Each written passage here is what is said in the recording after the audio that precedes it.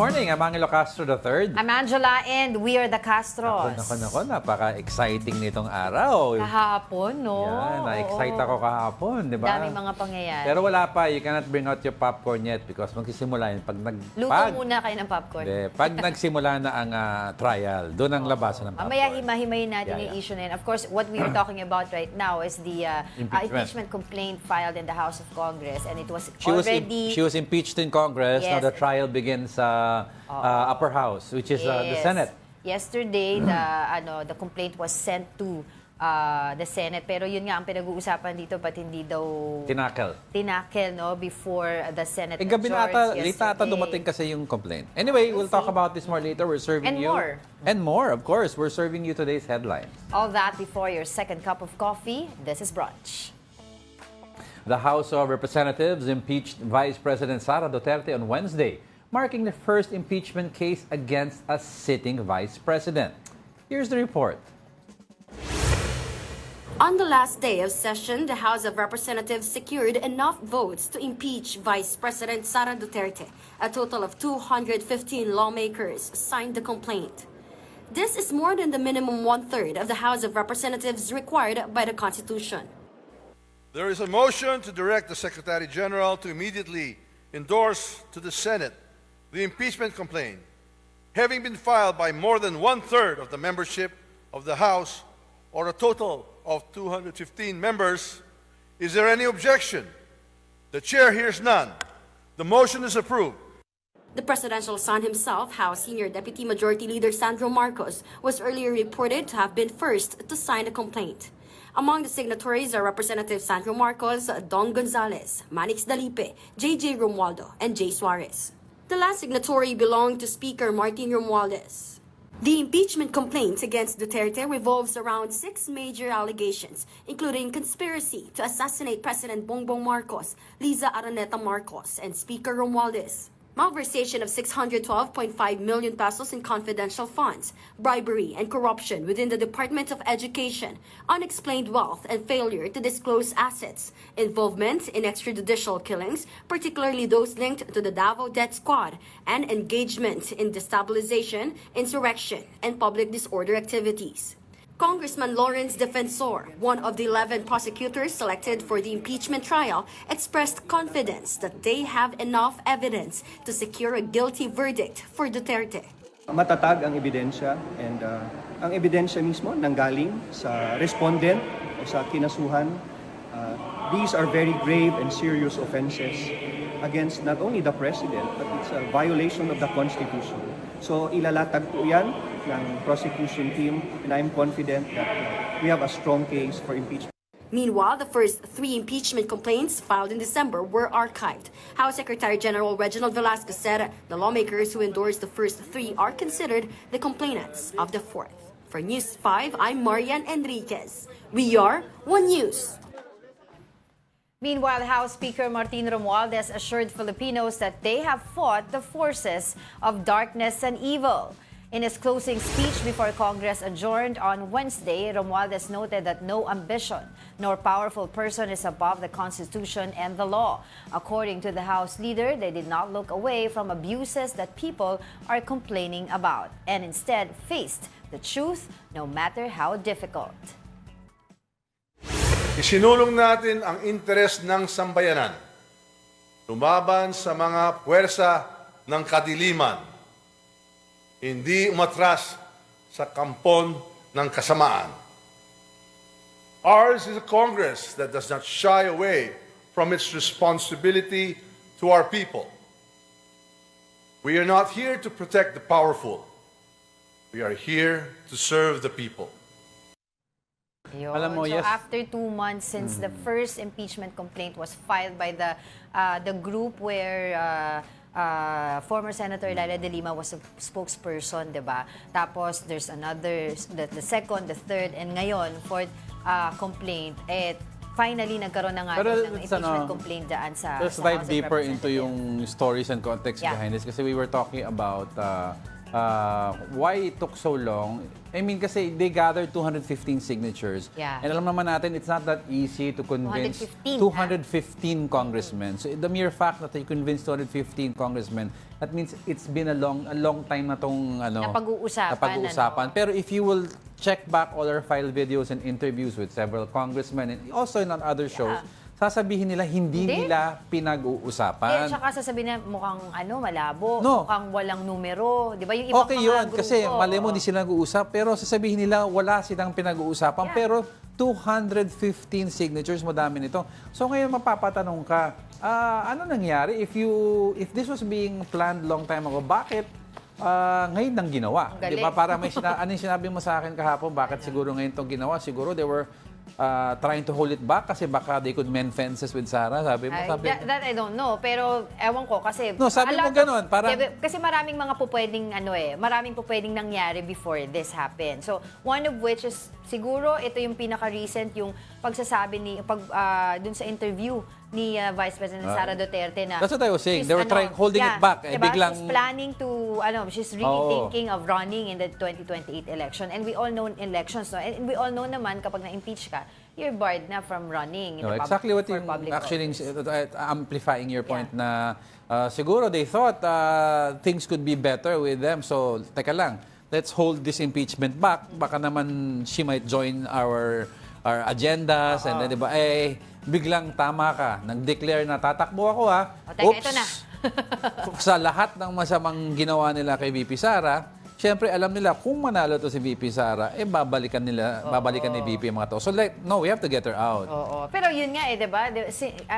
Until yesterday, kapag nagkakaroon tayo ng mga reports and interviews regarding this, ang sinasabi ng mga tao, ng mga nasa Congress, hindi namin alam or wala nang oras to or sometimes hindi na nga napag-usapan, naging, kumbaga, pwede nating sabihin, for the lack of a better term, naging cold case siya Tapos bigla nagkaroon ng ibang narrative which is yung usapin ng budget. Diba? Tapos all of a sudden, ito, yesterday, nagulantang ang mga tao at even the other Duterte supporters are saying na blindside ata sila dito sa nangyari. Hindi nila nakita that this is going to happen. Ang pwede kasi isang scenario din dito, naghintay sila last minute para alam nila na pag medyo imposible na itry sa Senate to, kasi sa kakulangan ng oras, yung liability ng backlash ng public clamor hindi mapupunta sa Congress pinadala namin So 'di ba? So that way wala silang liability. The blame falls on the Senate ngayon. Exactly. And ang isa pang plot twist here is nakita natin, di ba, they were talking about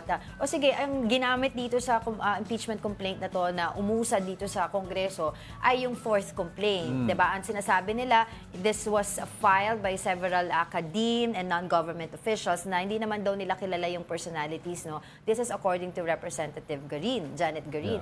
Pero you will see also yung mga signature doon, ang number one na nakasign doon ay si Representative Sandro Marcos na we all know naman siya ay anak ng presidente. So, yun yung plot twist doon kasi nakikita natin na for the longest time, and there was even a text na nag-leak, di ba? Sinasabi ni Pangulong Bongbong Marcos na impeaching Sara is not important, it's not our priority. So, sabi nga nila, dalawa lang yan. It's either may sinasabi siyang ganito pero iba yung ginagawa. Di ba? Sinasabi ng bibig, iba yung ginagawa ng kamay. Or sabi nila, ginagampanan lamang daw ni Representative Sandro Marcos ang kanyang constitutional duty, 'di ba? And showing people that there's really a separation of power. That we don't know. Galing, madam. No. I'm joking around. Pero I'm just looking at I saw the impeachment complaints, yung mga articles of impeachment. Isa doon ang assassination attempt against VP Sara and destabilization. Those two ones initially was being tackled by the NBI. May resolution na yan pero for some reason parang hindi umusad yung pagbibigay sa DOJ or hindi natin alam ano decision ng DOJ to file it. Sabi ko, bakit hindi delay ito? Meron na silang they gathered. What evidence do they need to gather? The only evidence you need to gather is the actual statement that was said on the video. Yung pala, it's included in the impeachment complaint. So pag final nila ito, baka redundant. Pero if you look at it, that's criminal liability. So if she is tried in the which we know naman is a political court, it's a Senate, quasi-judicial body. Ang tanong dito is, if she is convicted of these impeachment crimes, yung complaints, yung dalawang criminal liability yan, will it translate into another hearing, criminal complaint? Automatic, di ba? Yan ang titignan natin. Kasi assassination ang being charged sa kanya. Tsaka the other ones, destabilization, mabigat yung dalawang Public yan. disorder pa. Graft and corruption. Yun. Well, anyway, so ngayon, punta tayo sa kabila, di ba? Kasi sabi nila, ang bola ngayon ay nasa Senate. sa Senado na. And like what we discussed earlier kanina before we started the show, hindi man lang nagsabi ang Senate, 'di ba, na na-receive na namin. Although alam naman, it's a public knowledge na na-receive na ng Senate yung impeachment complaint from the House of Representatives, pero wala man lang ang tawag dito report or statement from them, no, even from the Senate President regarding this. So a lot of people are asking what's going to happen. Because diba? if the Senate officially receives this complaint, if they received it yesterday, they're going to have to convene into an impeachment court kahit wala na Kahit silang, adjourn na sila, kahit may adjourn, break. and it will take at least, on the average for impeachment trial, 4 months.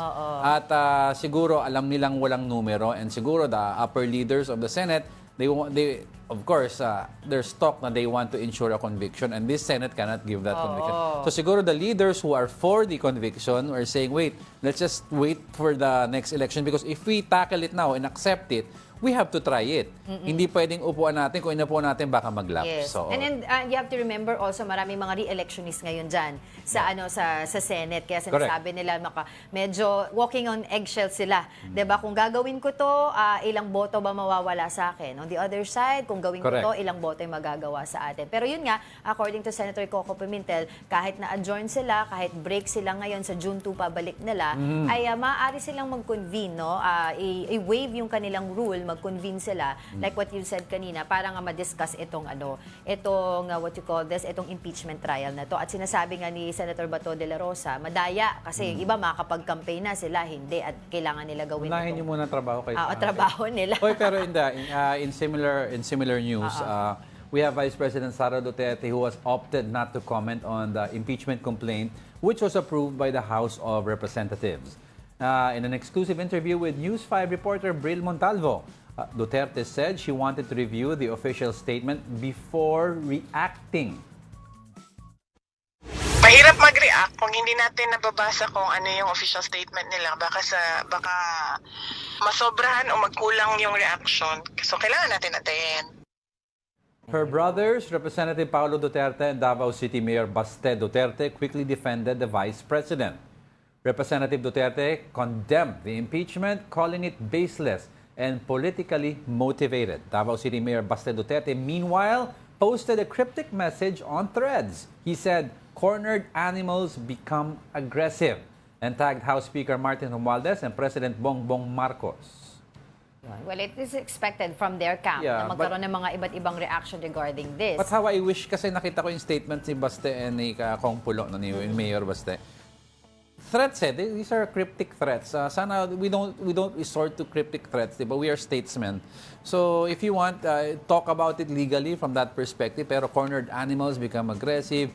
Plus din kay Congressman Pulong naman, parang sinasabi niya na mali ang ginawa niya, tingnan niyo ano mangyayari sa inyo. Parang, why is it resorting to this, di ba? Nagiging very personal ang attacks on both camps, yung Duterte and Marcos camp. But importante dito, malaman natin ano yung magiging official statement. Kasi as of now, wala pa ngang official statement, kundi yung phone call lang with our correspondent. Well, we have two official statements from the Duterte camp, which is from Pulong and Baste. We have to wait na lang from VP Sara. Or, I want to hear also kung anong statement ni FPRRD. Siyempre, he said he will stand as a defense lawyer. Isa pa yan sa mga sinasabi nila. And of course, yung iba pang mga allies ni Vice President Sara Duterte have already spoken up. We have Attorney Salpanelo, Attorney Harry Roque, 'di ba? Yan yung mga nagsabi na rin sila ng kanilang statement. So, yun ang aalamin natin. Pero a lot of people or some of the legal experts here are saying pwedeng gawin ni VP Sara, gawin niya yung ginawa ni Ombudsman Gutierrez, 'di ba? Nag-resign, or si COMELEC chairman to avoid Bautista. To avoid being avoid conviction, baba ka sa pwesto, 'di ba? Pero may maghihintay na criminal complaint. Pwede kang ma-charge ng mga complaints. Kasi dito kasi kapag na-convict siya, Diba? Perpetually disqualified. Oo, hindi na siya makakatakbo ng... Pero parang may nagsabi na congressman, if she resigns na tinanggap na ng Senate, parang baka there's a legal argument na you might be also disqualified from running kasi... Pwede, dahil dun sa mga criminal kasi charges. you chose not to defend yourself. The Senate, kung sabi nila, there's another side that the Senate can continue to try it, but you chose not to defend yourself, but we will go on with the trial, the prosecution will go on, they can deliver a guilty verdict. You didn't defend yourself. In the court of law, pag sa courts, di ba, kung ayaw mo mag-attend ng trial, sasabihin nila, tutuloy na prosecution to. Oo. Guilty ka. Well, going back dun sa Senate, sa usapin ng Senate, we will see kung talaga aantayin ba nila ang election or after the election, before the election or after the election. Yeah. Dahil para ma-acquit, diba, si Vice President Sara Duterte dito sa magiging impeachment, ay kakailangan nilang niya ng 8 na pirma. So doon, for sure, meron na siyang Senator Bato de la Rosa, meron na siyang Bongo, meron na siyang You need Senator Robin 16 to Padilla. Pero kung gusto mo i-convict, kailangan mo ng 15. 16. 15 Kasi 23. Kasi 23 na lang sila ngayon. So, well, tingnan natin, 'di ba, kung sa next election manalo ang mga kaalyansa ng PBBM administration, may iba yung face ng Senate, and we'll see about that. Abangan nga ang susunod na kabanata. Okay. Coming up, the impeachment complaint against Vice President Sara Duterte has now been transmitted to the Senate. Ano na kaya ang susunod na mangyayari? Nako, other controversial news, the MMDA is planning to remove the EDSA busway to provide more space for cars. Are you in favor of this or not? Pwede yung mga mga brunchies natin sa social media, Kayo, guys. Facebook and YouTube. Pabor ba kayo dito sa nangyayari? Una, dun sa impeachment complaint against VP Sara, and then this one, no? Isa muna, sa busway? sa GAP 1, pabor sa impeachment or hindi, mamaya na yung busway para hindi sila malito. Alright, we'll be back with more stories after the break. Keep it here on One News.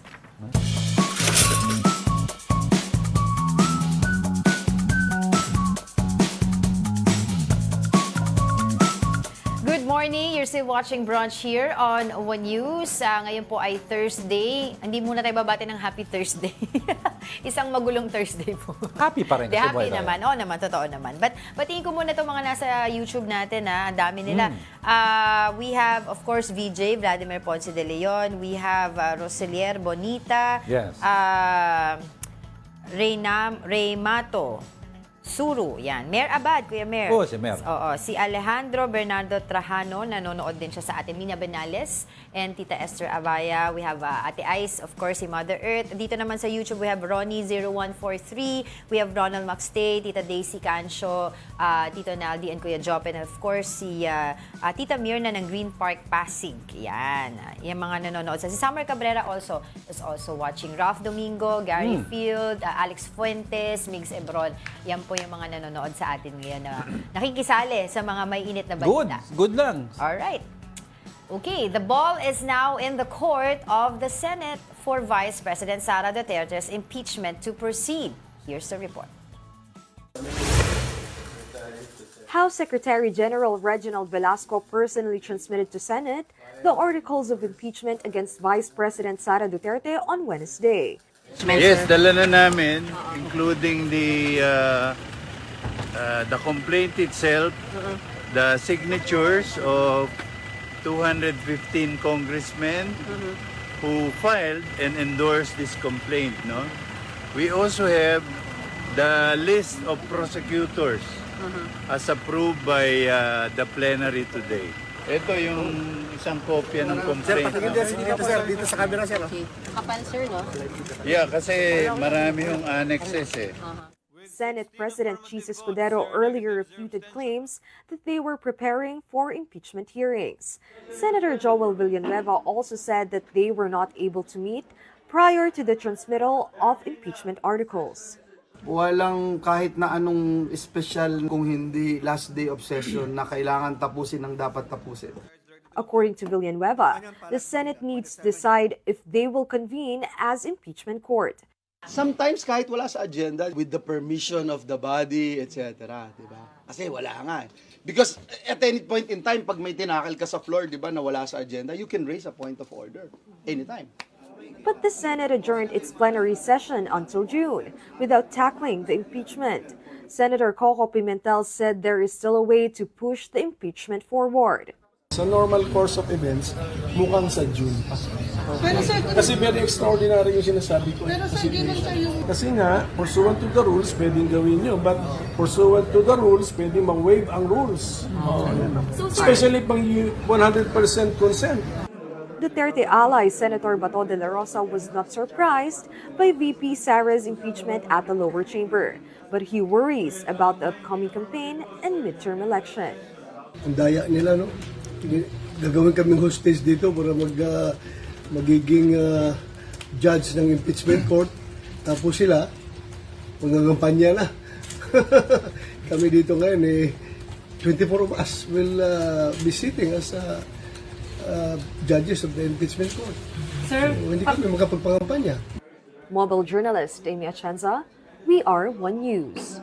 Hindi po, no, So, sir. yung pinag-usapan din natin hindi kanina. po, hindi po madaya na hindi ka makapagkampanya because traditionally in politics, you are judged and voted by your work performance or ang output mo. Hindi dahil sa kampanya yon.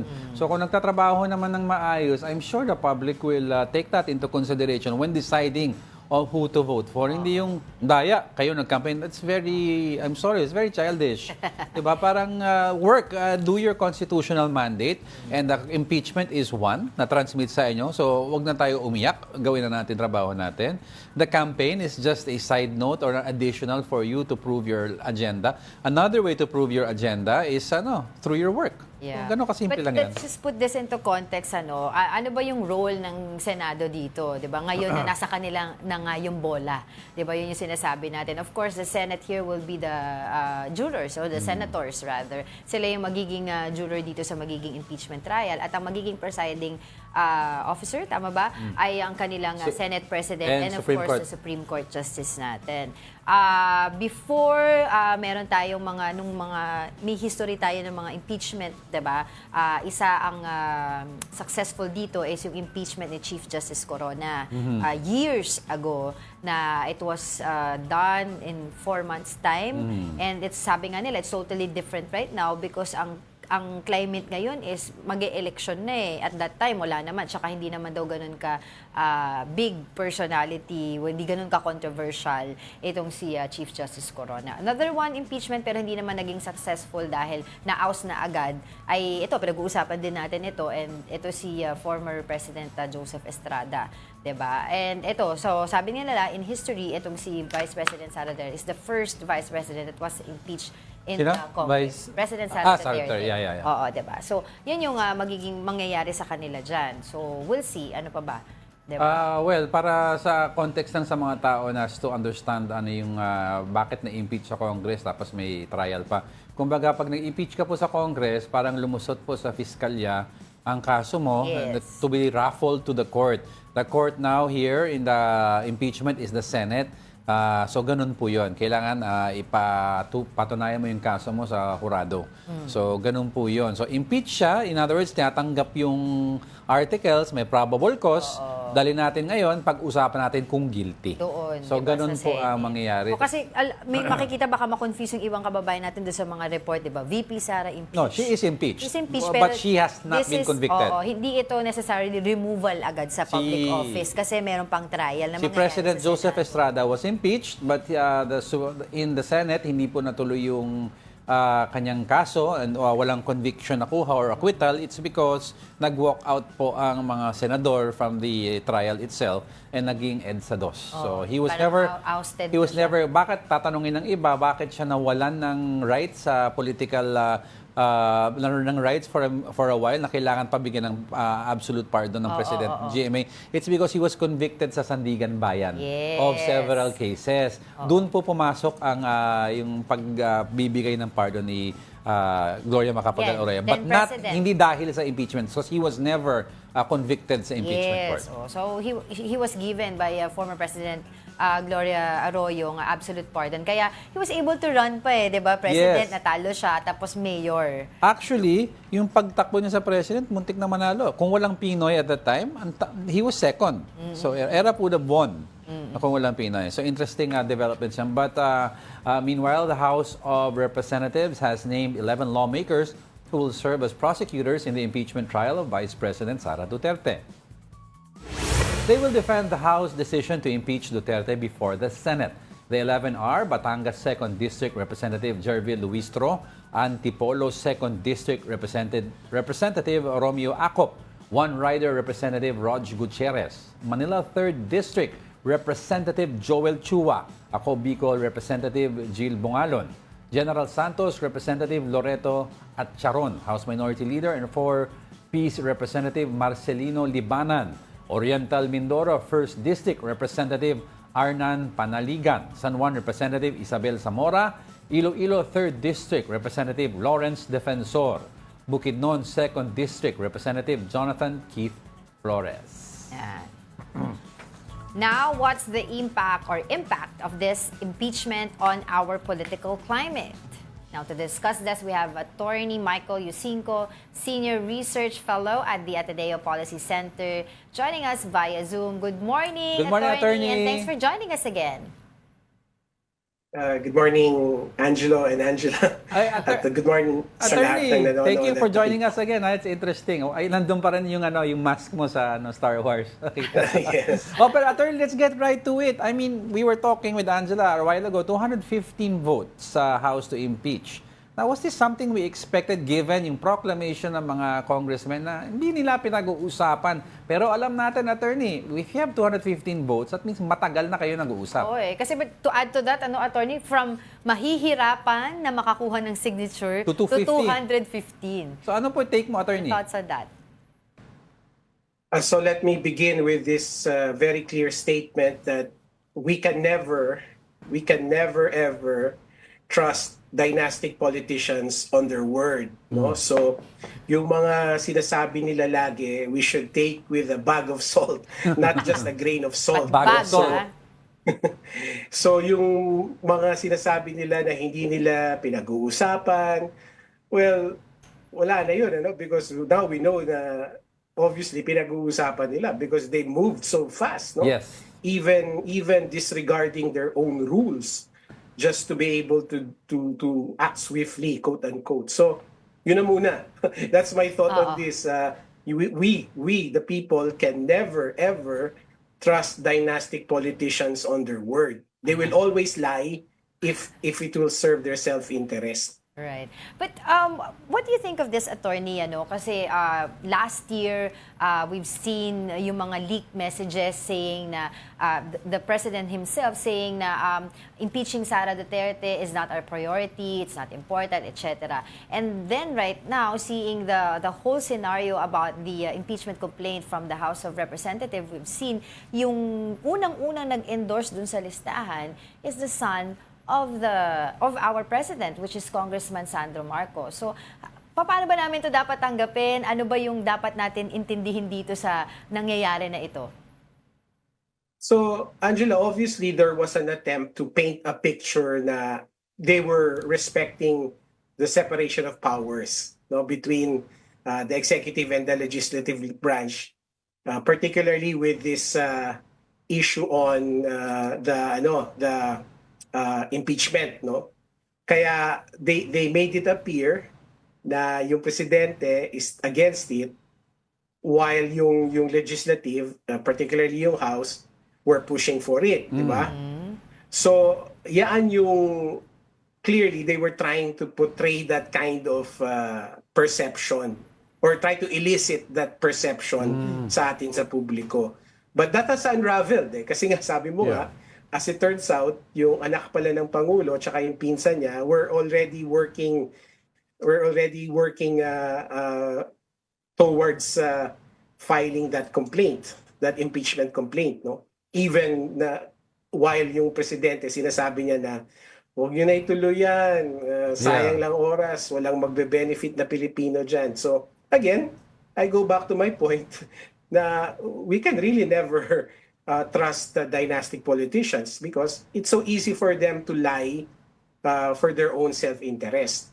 Pero dito, Attorney, I'd like to get your opinion on this. No? Kasi there are two schools of thought here, two theories as to why the lower house waited for the last minute despite having all the complaints ready sa poder nila before they chose to transmit it to the Senate. Na ang unang sinasabi nila, it could be that they were working in unison with the Senate na i-delay because alam nila walang numero sa Senado, and therefore pag tinanggap ng Senate, they will defer it to June with the next batch of senators that wala nang facing election, baka maging friendlier ang votes to impeach.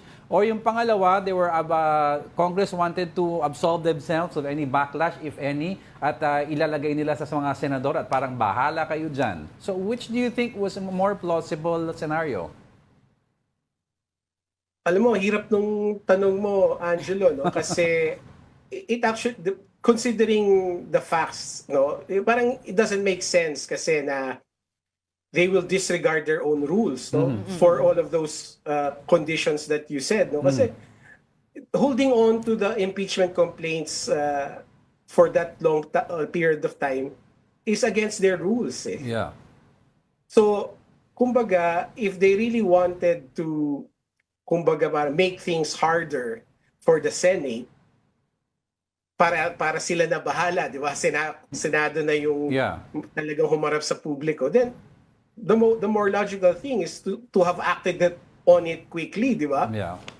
Para diretso na kagad sa Senado, and the Senate would have been burdened by the decision kung tutuloy ba nila o hindi, despite yung calendar nila. Yeah. So it doesn't fit kung ano talaga yung gusto nung mga members of the House, particularly yung leadership of the House. Yes. So parang ang matingkad lang sa akin sa pananaw ko, Angelo and Angela, is that it seems that they were willing to disregard even their own rules to play around with political considerations. Just in relation to that, attorney, if you saw the articles of impeachment, parang may dalawa akong nakitang criminal in nature in terms of assassination attempt, tapos destabilization, no? I'd like to ask you about that because meron din naman sa DOJ nito na pinag-uusapan na all of a sudden na-defer, na tagalan. So ang question is, do you think dinifer nila ito to give way from the start? Alam nilang may impeachment. And what happens if she is convicted of part of it, which is assassination, destabilization, convicted in this impeachment court? Will it then automatically baka maging criminal case din ito? I don't know if it's going to be automatic, no? Certainly, may discretion pa rin yung DOJ to pursue or not, whatever happens to the impeachment. Of course, preferably they should pursue it kasi this is a criminal act, no? We're talking about a crime here. Yes. So, regardless of what happens in the impeachment, the DOJ should be pursuing it. So, Right. I think they defer. I don't recall it being deferred. I think ang nangyayari is kulang sila ng ebidensya pa. No? Nangangalap pa sila ng ebidensya to prove their case, no? To prove na meron talagang beyond reasonable doubt na ebidensya sila mga kalap. So that's also part of the complaint itself actually, raises some doubts regarding yung mga motivations, no, behind the complaint. And also the fact na I have serious concerns about it being verified, no? Yes.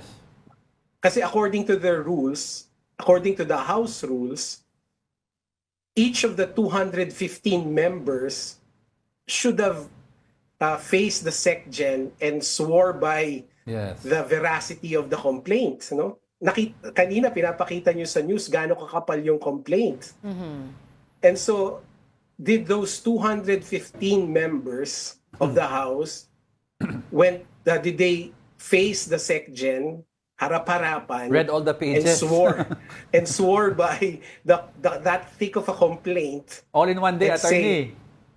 All in one day and say na nabasa namin to, nakita namin yung mga dokumento at lahat ito ay totoo and we stand by it. Kasi parang lumalabas parang yung signature page lang yung umabot sa kanila eh. Right. And they just signed that is not the verification process that is prescribed Yeah. in their very own rules. Right. But attorney, what do you think is the Senate doing here right now? Kasi yesterday, they were able to receive the articles of impeachment from the House of Representatives, pero walang mention 'di ba? When they convened, when they adjourned rather yesterday, wala kahit man lang nagsabi na nag-release ng statement or nagtackle na okay, meron na kaming na-receive na namin itong impeachment complaint na to mula sa House of Representatives. Ano ba sa tingin mo yung ginagawa nila dito, lalo na meron ba tong kinalaman sa upcoming midterm elections, kaya medyo parang very careful sila at calculated yung kanilang mga ginagawa ngayon? Oh, very much so, Angela. No? Ang minds kasi ng mga senators natin, especially those who are running for election again, is manalo na. No? Ang focus nila is to win the elections. No? So wala na sila dun sa mode na magtatrabaho pa sila sa halls of the Senate. Gaya nga sabi nga ni Senator Bato, di ba? Parang kating-kating na sila lumabas sa kampanya. They're gearing up for the campaign, right? So, I think, sa kanila, their priority now, at least majority of them, their priority now is to win in May. And then, syempre, winning in May will also be affected by the impeachment complaint before them, no? Or how they treat the impeachment complaint, no? Kasi they're trying to win votes, no? So they're trying to win votes from the admin side and also from the Duterte side. So these are, I think, from the perspective of senators, they are making political calculations that will make them win in May. Pero in your perspective, ano mas magandang gawin ng mga senador dito, 'di ba? Itakal tong impeachment na to, total meron naman daw silang pwedeng i-waive dun sa rules nila, etc. Itakal tong impeachment na to after election, o wag muna natin tapusin yung election, itakal na natin to. Ano mas magandang move dun for them? I don't think they have a choice kasi sabi nga ni Senator Pimentel from your news clip, for them to waive the rules or for them to waive the calendar na it has to be 100% consent. So kailangan silang lahat mag-agree na sige, tabi na natin yung calendar natin, tabi natin yung rules natin. Mag-convene na tayo as an impeachment complaint during the campaign period. That has to be decided by the body unanimously, apparently, no? So, parang imposible na mangyayari yun. So, talagang no choice na sila but to handle or take cognizance of the impeachment when they return on June 2. So, ang question na ngayon is, kaya ba nila within June 2 to June 30 to hold an impeachment trial? So yun yung question pa rin. Kakayanin ba ng ganong kabilis? Pero very quick lang, attorney, sa side naman ni VP Sara Duterte, siya yung na-impeach. Diba? Ano ba yung magandang gawin niya?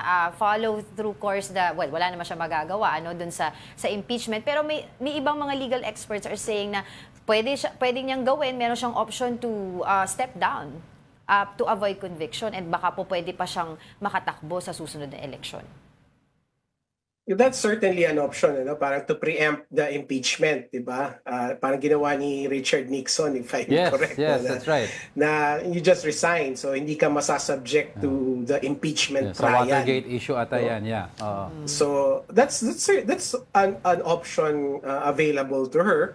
Of course, going up to the Supreme Court is also an option for her kasi nga, I think many lawyers or legal scholars are also seeing some constitutional issues involved here. So, kumbaga parang meron siyang cause of action na dalhin din ito sa Korte Suprema. So, yes, pwede siyang mag-resign na lang and preempt everything, but she can also fight it out in the Supreme Court before it goes to the Senate as an impeachment court. Fight it out and trust na may boboto sa kanyang 8 senador to acquit her. Parang gano'n, di ba? Alright, sige. Go ahead, Diego. No. Thank you so much, Attorney Michael Yusinko, Senior Research Fellow at the Ateneo Policy Center. Thank you so much. Maraming salamat din. Now, in other news, with the same news, various groups staged a protest in front of Batasang Pambansa complex to show their support for the impeachment of Vice President Sara Duterte. Mobile journalist Amy Atienza has the report. Inendorso ng 215 miyembro ng Kamara ang impeachment kay Vice President Sara Duterte. Kaya naman ang sigaw ng ilan, convict Sara now. Various progressive groups, including Kabataan Party List and Kadamay Group, staged the protest in front of Batasang Pambansa complex in Quezon City. This is in line with the impeachment complaint against the Vice President approved by the House of Representatives. 215 congressmen signed the impeachment, surpassing one-third of its members in order to be transmitted to the Senate. Amid waiting for updates, senatorial aspirant Liza Maza said that rallies will continue. Siyempre alam natin na this is just part 1. The part 2 is in the Senate, and that is another hurdle, di ba? Maza added that these rallies are proof that there are many Filipinos who share the same stance, most especially on political issues. Napaka-importante yung mga pagkilos kasi hindi naman pwedeng tayo nasa social media lang. Kailangan talaga tayong lumabas. Kailangan talaga magpakita tayo ng warm bodies. Aside from leaders, citizens of different ages also took part in the protest. One of those is Estrelleta Pagaspas, a member of the Kadamay Group who actively seeks justice and support for the poor. Gusto naming panagutan ni Sara kasi kaming mga mahirap kapag kunting pagkakamali, kulong agad, di ba? For now, the public awaits for the impeachment trial of Vice President Sara Duterte. They are also expected to stage another protest during the anniversary of the People Power Rally on February 25. Mobile journalist Amy Atienza, we are One News. Don't go away because we're not done yet. Stay with us.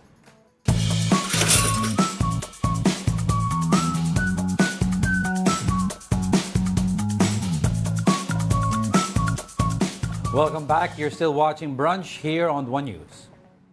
The Department of Transportation said the EDSA busway is one of Metro Manila's most efficient public road transport system amid plans to remove it. In a statement, the DOTR highlighted the busway's convenience, safety, and efficiency, offering a quick travel option for commuters. The department noted that in January 2025 alone, the EDSA busway served over 5.5 million passengers with an average of 177,000 daily commuters. Transportation Secretary Jaime Bautista is awaiting the results of a feasibility study to assess potential improvements to the EDSA busway. The Metropolitan Manila Development Authority announced plans to remove the bus lane once the Metro Rail Transit Line 3 or MRT3 is upgraded. Suggestion po kahapon ay kung maa-accommodate din ng MRT yung mga pasahero po ng bus carousel. Since repetitive siya, same line. You know, I agree naman with that statement na critical tong EDSA busway kasi number one, point to point, it takes you from Quezon City to Makati, 20-30 minutes, di ba? Emergency purposes, ambulance. But then again, as a driver naman of a private car, the busway causes a bottleneck in several flyovers sa EDSA. Aurora flyover, Ortigas flyover, laging may imbudo and that causes the traffic. Diba? So, if you remove the busway, lalawak yung EDSA to accommodate more cars. Ang problema, sinasabi nila, you have to check talaga if the new MRT can accommodate that because the passengers on the busway are the ones na hindi makasakay sa MRT 3 because sa dami ng tao. But kung kaya naman i-accommodate sila, and they still get to their... Kasi sa MRT, point to point, mabilis din naman ang biyahe from QC to Makati. Maraming mga commuters ang natulungan yung point to point na ano na yan yung sa busway. Kasi nga, malaking yung ginhawa for them. Kaya yung iba, ayaw nila yung gagawin. Kaya nga sinasabi nila, mag-usap naman yung DOTR at saka MMDA, magkasalungat sila lagi ng sinasabi. Pero I understand naman yung ang daming point to point. Pero ang problema, look at the video, no? It takes up a lot of space in terms of generally all other cars. You have to remember, hindi naman lahat ng cars sa EDSA private yan. May mga TNVS cars dyan. which is a form of public transport.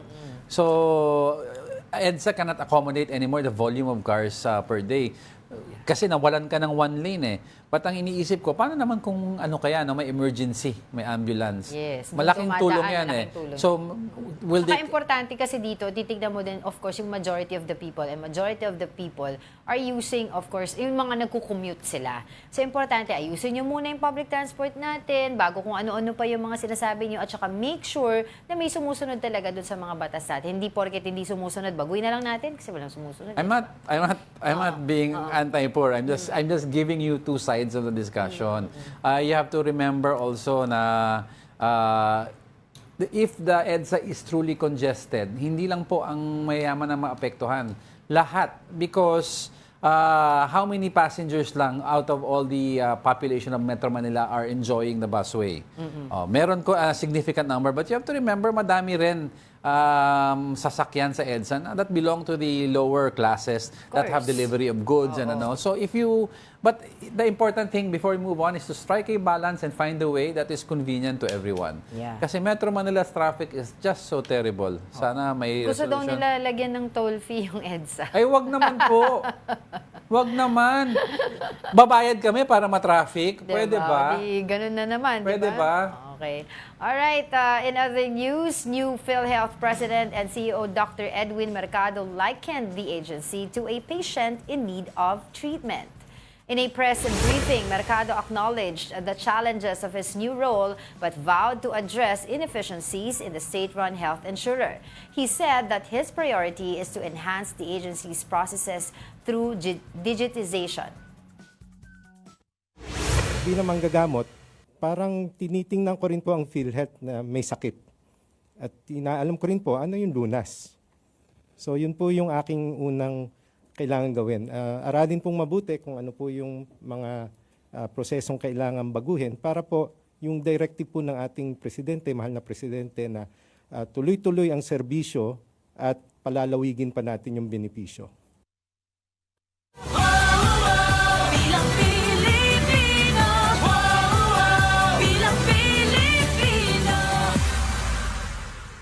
The COMELEC is ramping up efforts to ensure secure and safe midterm elections.